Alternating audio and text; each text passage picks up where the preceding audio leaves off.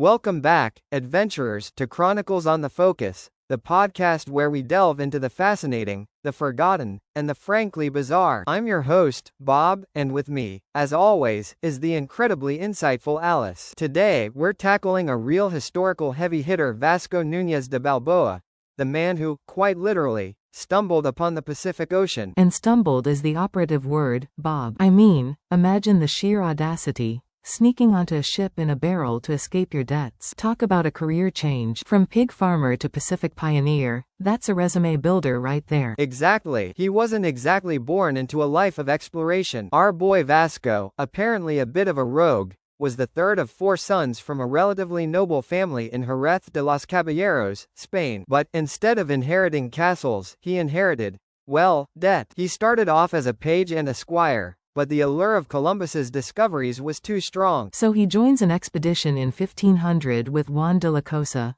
a name I'm going to be using way too much in my trivia night, and Rodrigo de Bastidas. They explored the Caribbean and the Colombian coast. It sounds glamorous, but apparently, it wasn't all sunshine and gold. They ran out of men and had to cut the trip short. Talk about a budget overrun. A real, dude, where's my crew moment. He tries his hand at farming in Hispaniola, and let's just say it wasn't his forte. He ends up even more in debt and has to ditch the whole farming thing. Desperate times, right? So, 1509 rolls around, and our intrepid explorer decides to stow away on another expedition, this time hidden in a barrel with his dog. Can you imagine the smell? Leoncico, the barrel-riding canine, deserves his own episode. The audacity. He hides himself in a barrel with his dog, and he gets discovered. But his navigational skills prove invaluable, and they decide to keep him, especially because he had the brilliant idea of ousting the current governor of Veragua, Diego de Nicuesa, a man described as even less charming than Enciso. Talk about a power play. Balboa's leadership skills were clearly something else. He founded Santa Maria la Antigua del Darien in 1510,